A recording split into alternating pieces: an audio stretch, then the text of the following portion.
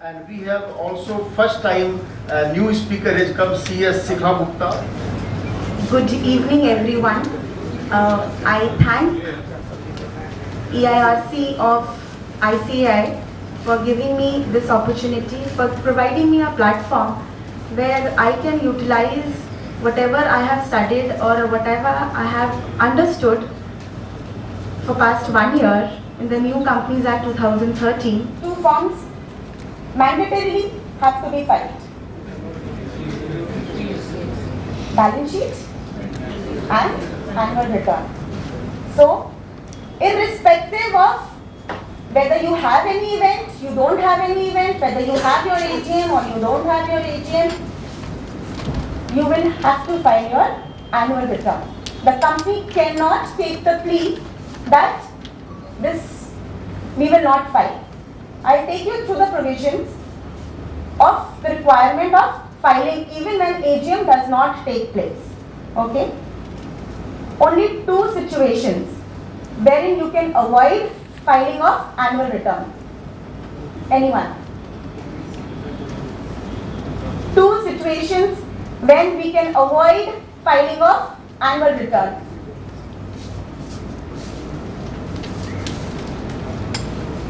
One, the company is in the process of or already has wounded up.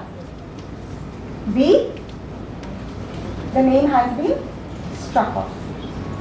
So, only in these two events, filing of annual return is not required. Please do not write anything. I am going to provide you with the material right here, right now. Do not write. My entire perspective is to give you a 35-page summary in one page in next 1 hour. So even if you can register 5 important points, I think I have done my work. So please do not write anything. Your concentration breaks. Balance sheet. What does it reflect? The financials, right? What do we get from annual return? What was there earlier in annual return?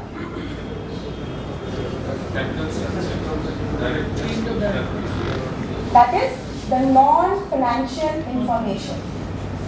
Annual return now, earlier also and now also gives you the background of what is happening apart from financials. Who is running the show? Who is behind the company?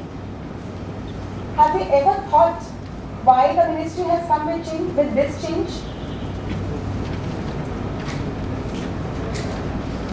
You will understand in some time.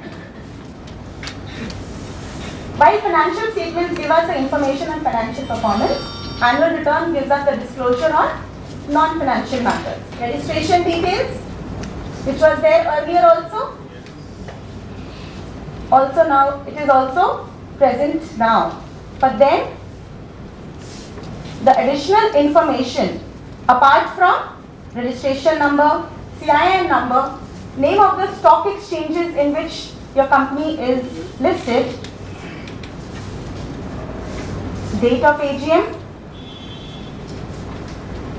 if your AGM is not held, reasons for not holding your AGM.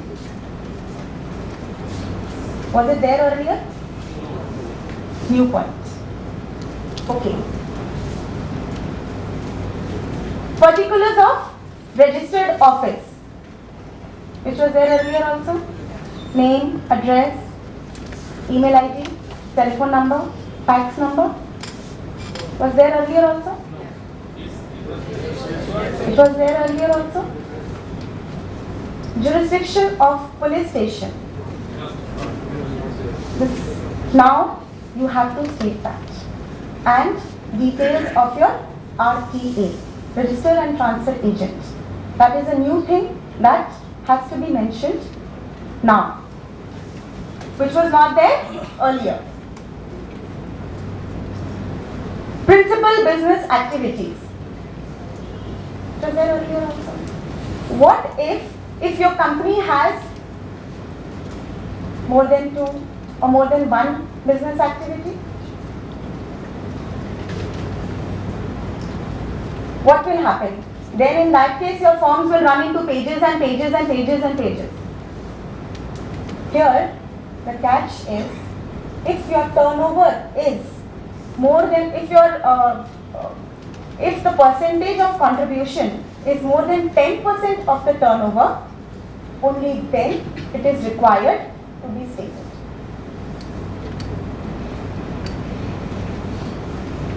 Good morning.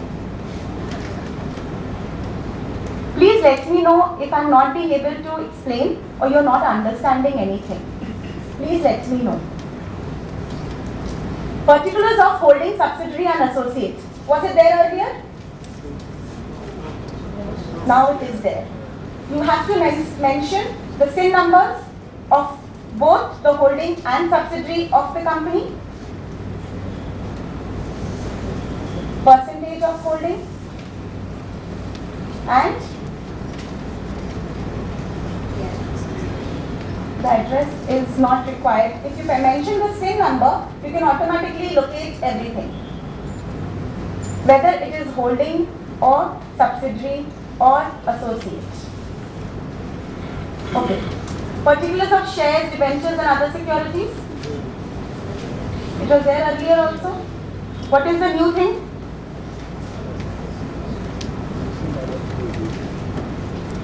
Capital structure was already there.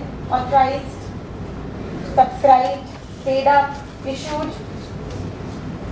Now you have changes in from last year to this year. I was expecting a question from the audience that what if the last annual return was prepared as on date of AGM and now we are preparing it from the financial year. So for the year 2015, for the year commencing 1st April 2014 and 31st March 2015, the content of the annual return will be of which duration, for which duration? I was expecting this from you. From date of AGM? One financial year to another. No. It will be from 1st April 2014 till 31st March 2015. Irrespective that you have given information till last AGM, this year's annual return will be for one full financial year. I will tell you the reasons while I'll proceed. I will tell you the reasons why this is happening. What other details is there in shares, debentures and other securities? Did we mention about securities premium earlier? Now it is required. Securities premium and changes that takes place in the securities premium account during the financial year. Particulars of turnover net worth. It is a new thing, but there is nothing, it's just required to be mentioned. I mean, there is nothing, no details required to be stated, just the turnover, which you can pick it up from your PL account, and net worth, of course, you can calculate. Details of shareholding pattern. Was it required earlier? Okay. It was one small table. One small table. Right. Now, it is absolutely similar to what we gave or what is the requirement of listing agreement, even if your company is not a quoted entity. What is the breakup? Promoters, custodian of ADR, GDR, top 10 shareholders. What is required earlier? Yes. And now it is required with details and changes that took place during the financial year. Everything has to be stated. If the promoter had one share, of course he will not have one share. I am just giving you as an example. If he has 100 shares in the beginning and if he has acquired 100 further shares and at the end he has 200 shares, you have to mention each and every line item.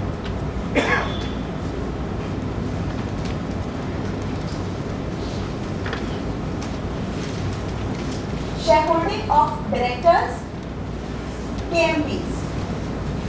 KMP is a new word. It's a new word? Everybody aware what is a KMP? Key managerial person. We are one of them.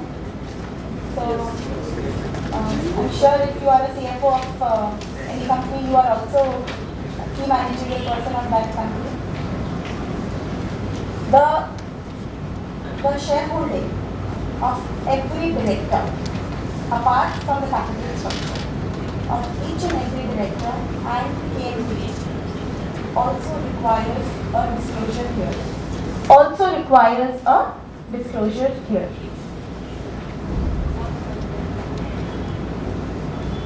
Indebtedness, what was there earlier?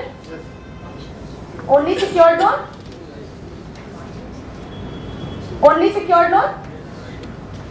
What do we have to give now?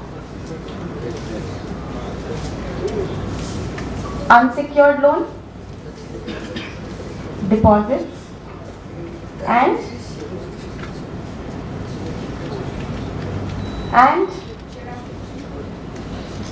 indebtedness of your company at the beginning of the year, the changes that took place during the year, and your indebtedness at the end of the financial year. Why do you think the ministry wants this? Why do you think they have come up with these elaborate requirements? Have you ever thought of it? Why such a major change? Why so much of requirements?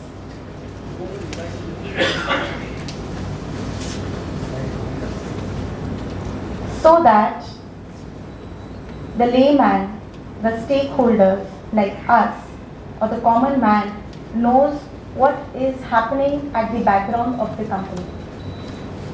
There is no scope for the management to do ghotala. So that every small detail is disclosed, so that every minor disclosure requirement is made public and the management has no scope of any changes, and each and every detail is brought in the notice of general people. Protection of interests of the stakeholders must be the only idea when the ministry was drafting this. Or for that matter, the Major Companies Act 2013, the major portion of it, if you read it in detail, you will understand the only reason is protection of stakeholders' interest.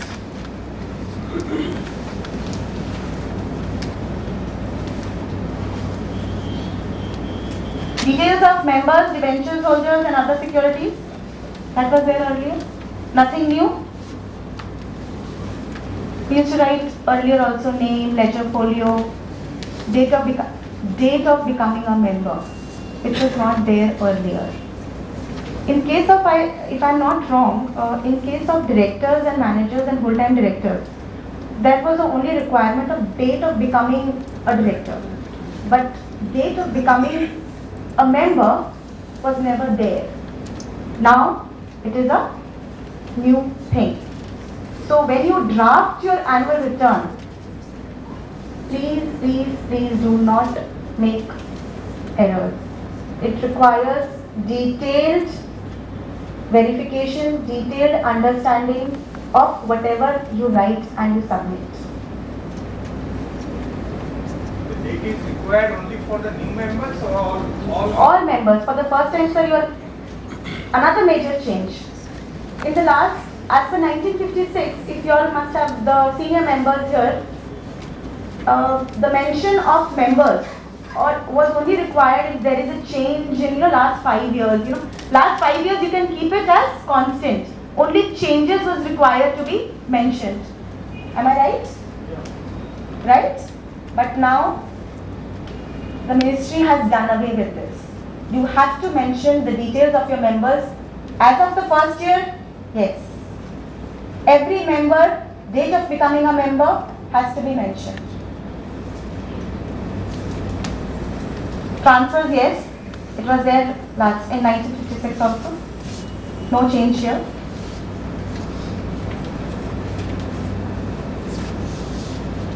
Details of promoters, directors, KMPs, and changes there.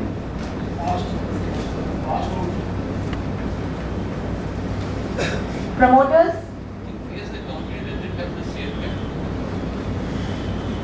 Then sir, your entire thing, it's like your share capital, the number of members, in that case it does not have a capital. Then the number of members starting of the year, the additions or deletions during the year, and the number of members at the end of the year. That will be the major change. Apart from that, I am sure everything remains the same. If the company does not have a capital. Because the company is then is number of members. Promoters?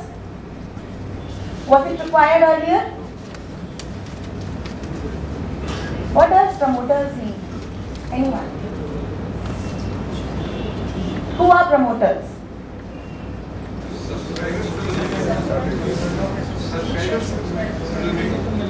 Okay. Sir, I'll give you an example here. Say for example, a company is incorporated, say in 1950. Okay. You have Mr. X, Y, Z as promoters. After 10 years or 20 years, the promoters now are, they demise, or I'll take another better option. Another company purchases that company. What if, does the subscribers to the memorandum are still the promoters of the company? So in that situation, always the subscribers to the memorandum are not the promoters. The Companies Act 2013 clearly defines who is a promoter. 3 categories specifically defined. 1. Whoever is named in the prospectus as a promoter. B. Whoever directly or indirectly controls the company. It may be a member, a director, a shareholder, anyone. And third, in who the board of that company is accustomed to act as per directions or instructions of that particular person. He or she is deemed to be the promoter of that company. This year, being the first year, you have to mention the details of every such person who is a promoter of your company. Directors, yes, it was there earlier also, changes, and not required, but I'm sure companies, some promoter, whoever is running the show, if you do not want to make such disclosures, one thing I would like to specify here is that the format of this annual return, which is form MGT 7, the entire contents here is form number MGT 7, which you cannot alter, you cannot amend as per your requirement. If something is blank, if something is not applicable, please write not applicable. Please write. What will happen is, if you delete that column or if you amend that column, the entire purpose goes away. After 2 years, if I want to inspect your company, if I want to look for promoters, and I would not find any. So, but if you have filled not applicable or nil, I will know that the company does not have promoters. Key managerial person. Key managerial person, the concept came in only after 1st April 2014. So, appointments, even of company secretaries, and you terming them or designating them as KMPs, appointment of CFOs, CEOs, which was not required earlier, now has to be specified, and changes. What are the changes? Directors, yes, you appoint and you remove, you have to mention. Promoters, if you have a takeover or amalgamation during the year and you had some A as promoter at the starting of the year and B at the end of the year, that requires a mention. And KMPs, likewise KMPs also, your appointment, and if there has been any changes in amongst KMPs, that requires a mention. For example, somebody holding a dual position, CS and CFO, and now you take away one designation from the person. You take away one designation. So you have to specify CS, CFO, starting of the year, at the end of the year only CS and CFO appointing somebody else.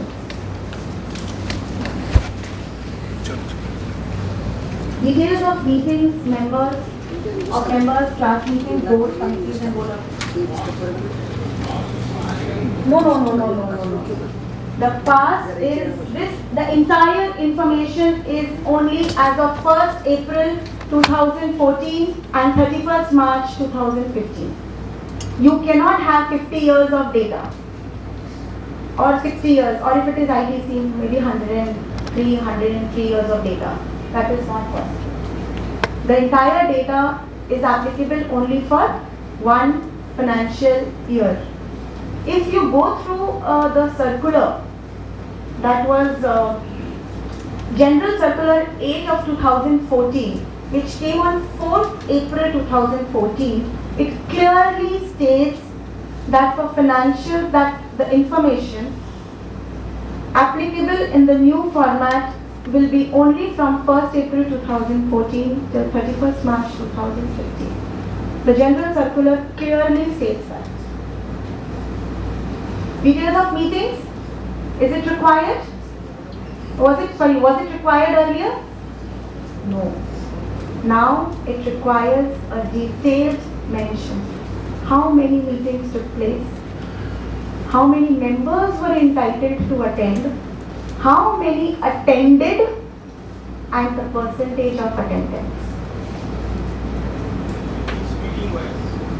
Meeting wise, class meeting wise, if it is audit committee meeting, nomination and remuneration committee meeting, stakeholders committee meeting, if you have share transfer committee meeting, likewise you may have investor grievances committee meeting, you might have n number of committee meetings.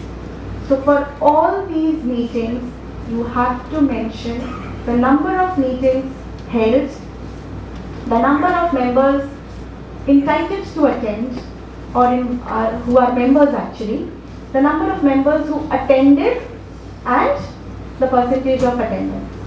Likewise, similarly, for each member and director, a similar table will have to be disclosed.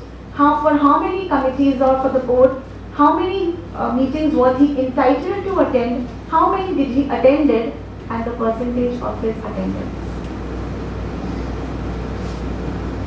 Why is this required? So that the general stakeholders, when they see this information, they are aware that whether whoever is in the management, are they actually interested or they are actually concerned about whatever is happening in the organization. If I do not attend, if I attend only one meeting during the year, it gives a very clear impression that only, since it is a statutory requirement of attending one meeting in one calendar year, you are attending, right?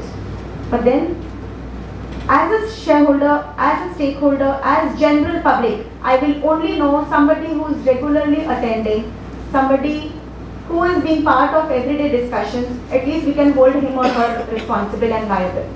At least we can say you are responsible.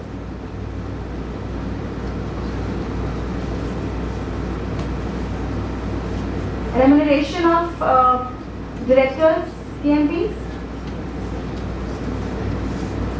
Was it required earlier? Now it is required. A general mention, which I forgot to tell you about promoters, directors also. Name, address, PAN number, date of appointment and date of release also is required to be mentioned. And in case of company secretaries, the membership number is also required. Remuneration, coming back to remuneration. Gross salary, stock option, gratuity, commission. In case of, this can happen only in case of executive directors. What if for non-executive directors and independent directors? Details of sitting fee, commission, and any other way the company is providing them financial help. All such disclosure is required in this annual return. So,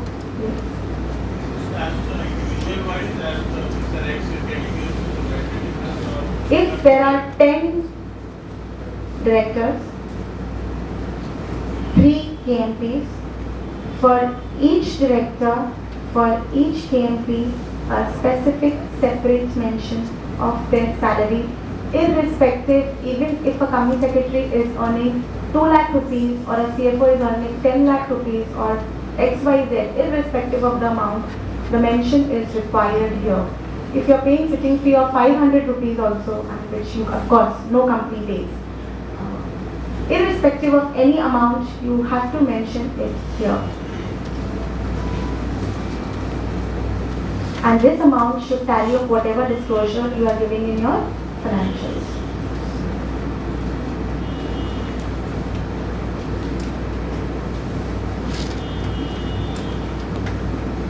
Details of penalties, punishments, compounding of offences. This is only related to violations of Companies Act, provisions of Companies Act, and no other laws or whatever is there in the company. If you have received a show cause notice, please do not mention it here. Only if a penalty is levied, only if say you receive a notice from ROC seeking some information, please do not mention it here. But if a penalty is imposed on the organization, if your directors are punished or imprisonment or penalized, or you have gone for compounding of offences and you have received an order, it will require to be disclosed here.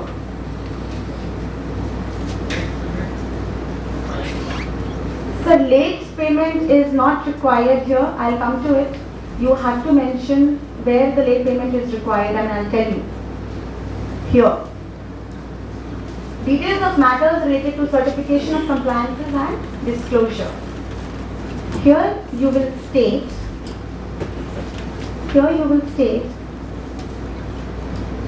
wherein you were required to file a particular form, the reasons, the date of filing, actual filing, and the reasons for delay.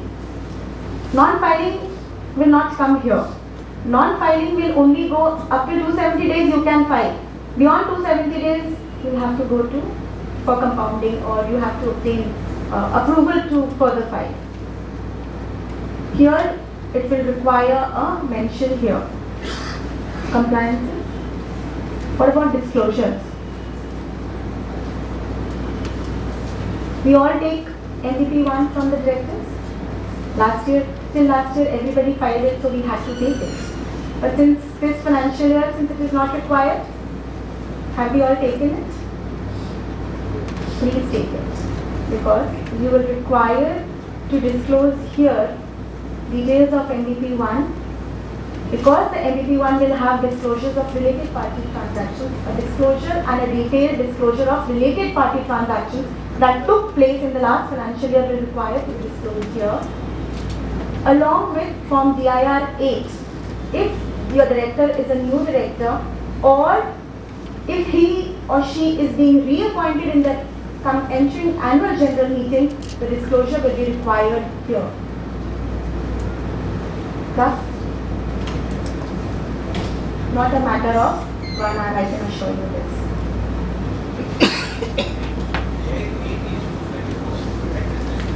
No. DIR 8 is, sir, you give a disclosure, this is only applicable for a new director. Consent is not DIR 8. Consent is not DIR 8. DIR 2. 2.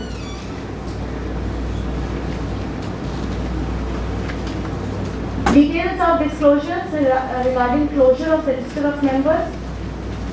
We gave that earlier also. Did we give it earlier? Now it is required. Declaration of dividend. Interim dividend and final dividend both. Whether the shares were delisted, particulars of IC intercorporate loans, investments, or related party transactions, details of resolutions passed by postal ballot. All the disclosures are required to be given here. Shares held on behalf of FI, and lastly, disclosures relating to CSR, amount that was required to be spent, amount actually spent, and or if you have not spent, the reasons for not spending, and whether the company has appointed or reappointed the chartered accountants as auditors of the company.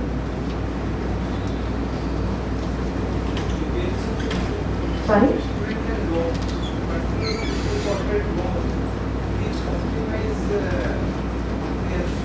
See what generally, see I have been through a lot of annual returns, but generally the companies are doing, for that particular column you can say as per your, you can refer to your annual report. You can refer the annual report of say page number so and so, the details are already there. Because, or the another thing is the entire schedule of your loans there, you can cut it from there and paste it here. Either of the two things can happen. So the entire disclosure is required.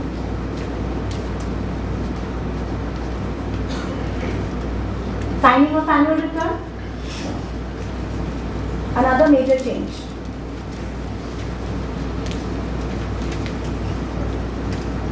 Two types of companies has been defined, has been classified.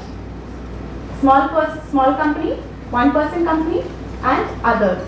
For small company and one-person company, it has to be signed by the company secretary if the company has one, and if the company does not have one, then a director. And for all other companies, private company, public company, listed company, irrespective of your capital, your turnover, your indebtedness, it has to be signed by one director and company secretary. And if there is no company secretary, then by a practicing company secretary.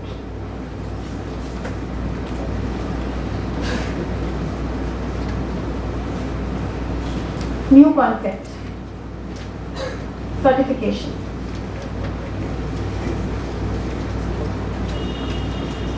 Was it required earlier? It was required only for listed companies. But now, for 3 types of companies, certification is mandatory by a company secretary in practice.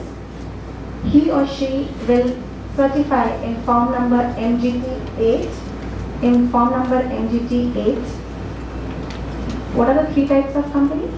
Every quoted company, every company with paid a capital of 10 crores or more, and every company with turnover of rupees 50 crores or more.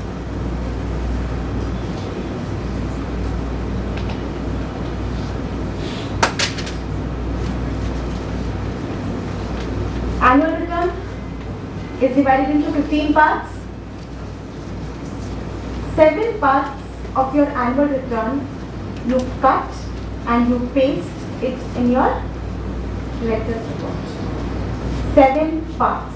So it is advisable that you have your annual return, you draft your annual return first and then you draft your director's report.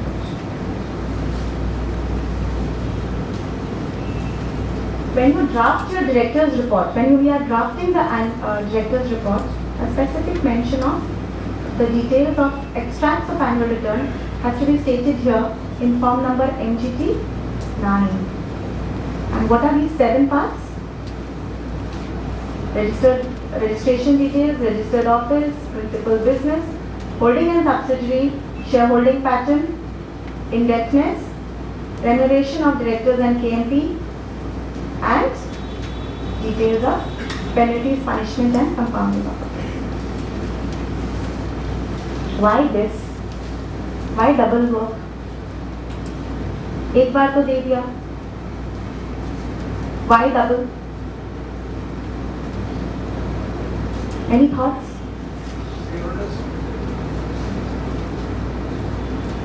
The company does not circulate annual return. The company circulates only director's report. So, free of cost, we are getting the basic required information. This is the only intent of having 7 major parts of annual return of entity 7 required to be disclosed in form MGT 9 as part of director's report.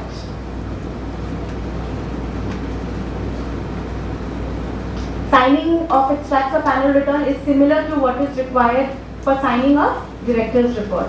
If the board has authorized someone, the chairperson of the company, to sign, yes, he signs. If he is not, if the board does not authorize someone, then by at least 2 directors. If you have an MD, yes, one should be an MD, or if you do not have an MD, by 2 directors. What is the penalty? Very small amount. The company shall be punishable with fine which shall not be less than only rupees 50,000, but which may extend to only rupees 25 lakhs, and every officer of the company who is in default, every officer of the company who is in default shall be punishable with imprisonment for a term which may extend to only 3 years, or with fine which shall not be less than only rupees 50,000, but which may extend to 5 lakhs or both. Please, please, please do not take this lightly.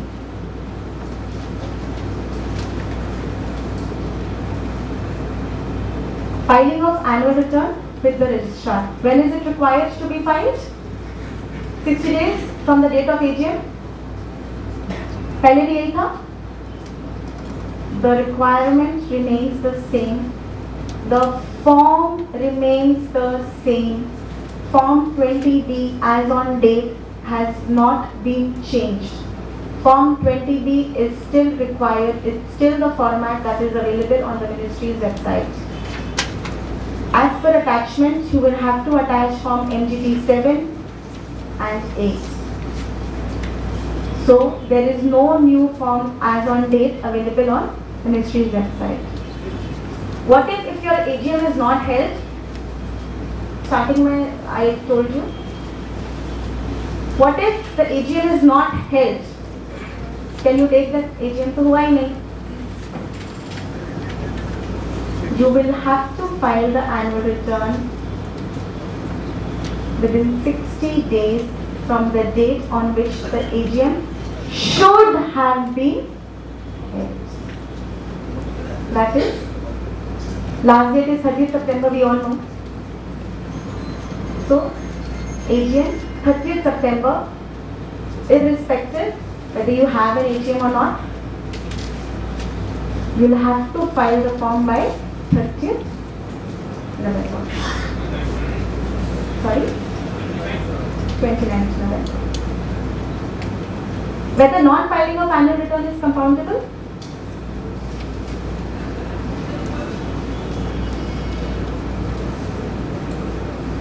Yes. Non-filing of annual return is a compoundable offence, and if you delay your filing by more than 270 days, you can go in for compounding of the same. A very likely question that I came across was, what if a requirement of filing of annual return was there earlier to 2014 for last financial year and the company has not yet filed the form?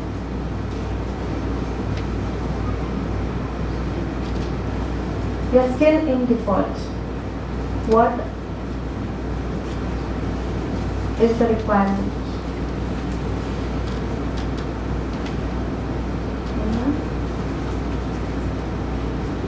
The laws that is applicable, the penalties and punishments that is applicable after Companies Act 2013 coming into picture will be applicable only for the period commencing from 1st April 2014, not prior to that.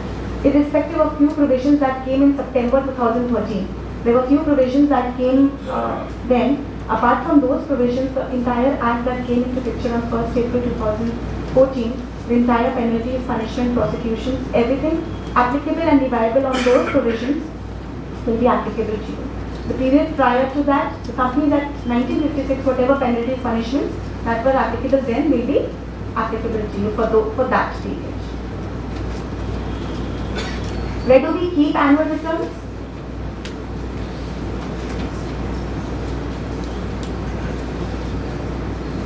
Where do we keep annual returns?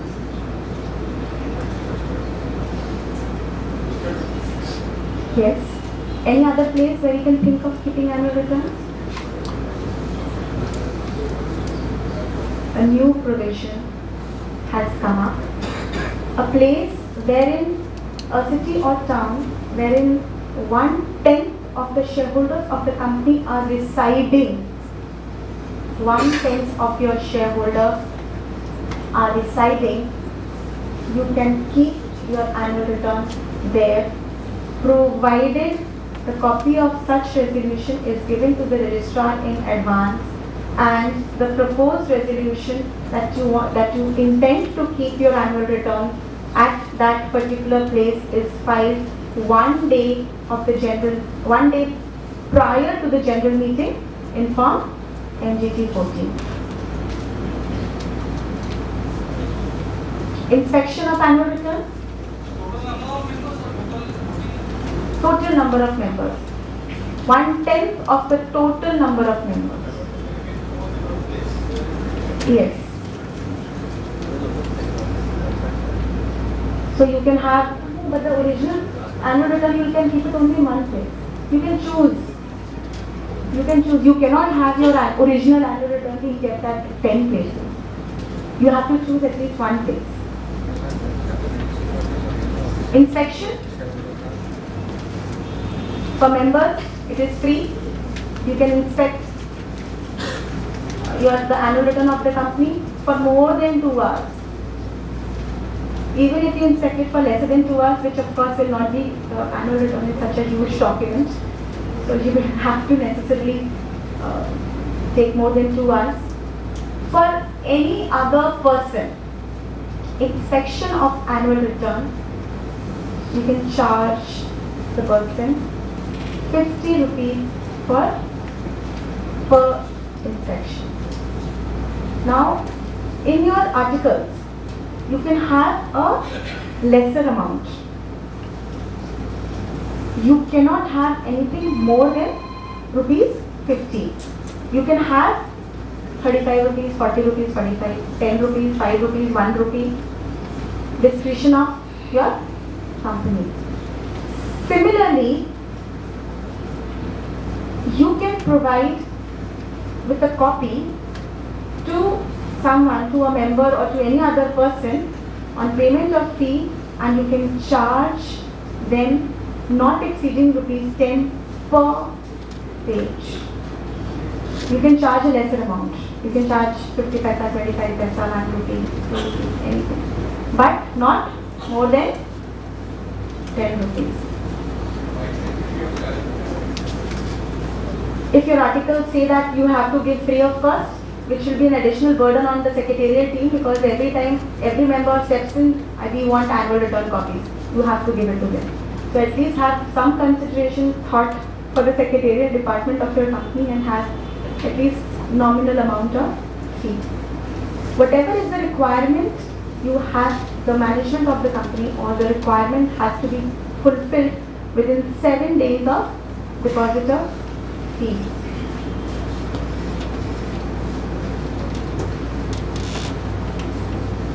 Default 1000 rupees for every day and maximum 1 lakh rupees.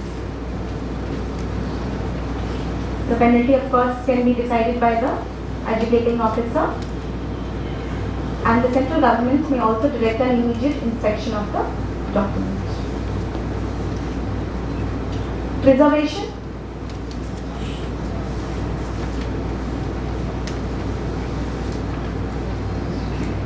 For how many years we keep the financials? 7 years. For how many? For each financial year? We count it as a financial year? For 7 financial years?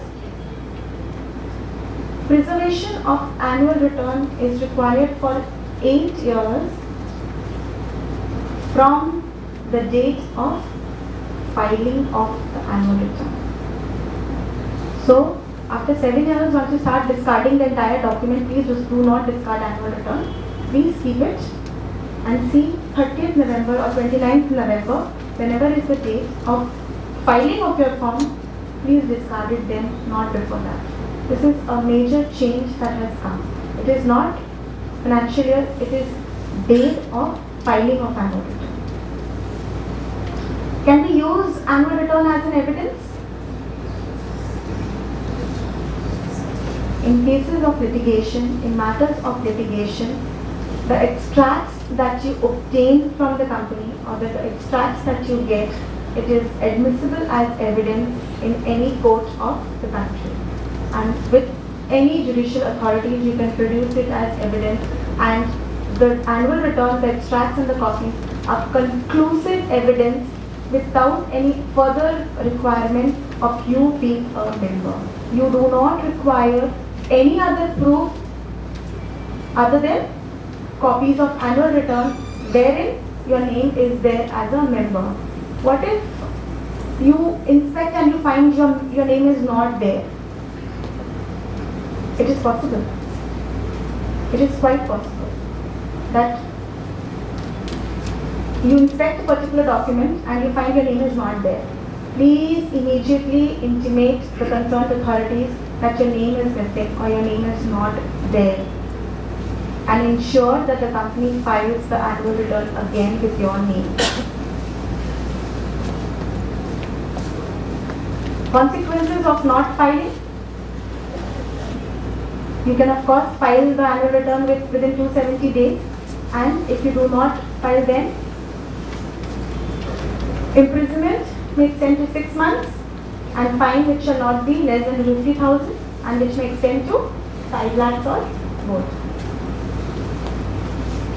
If not filed for continuous 3 years, we have taken declarations from our directors under section 164 saying that we have not defaulted in filing of annual return, and we have not failed, we are not part of those companies which have failed to pay or deposits or interest. We have taken that, right? If you have not taken, please take it.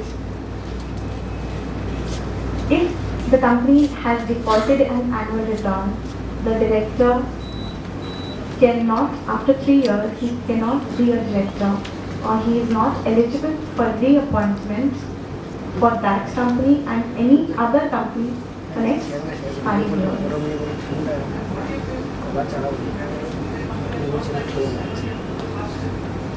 3 years.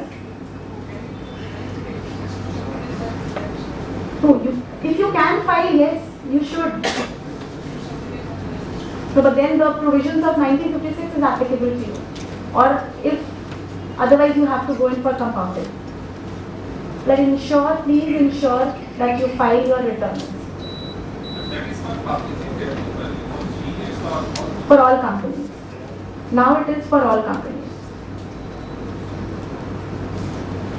Any false statement, omission, which is punishable for a term which shall not be less than 6 months and which shall extend to 10 years. And if it is a fraud, 3 times the amount of fraud. There is no scope of taking it lightly now. This was on directors. Now on company. If default continues for 5 years, then the company may be wound up. And if it is not filed for 2 financial years, consecutive financial years, your company will be termed as an inactive company and will be entered in the list of dormant companies. So just check your name, whether it is the status is showing as active or not. I'm sure it is a dormant company now.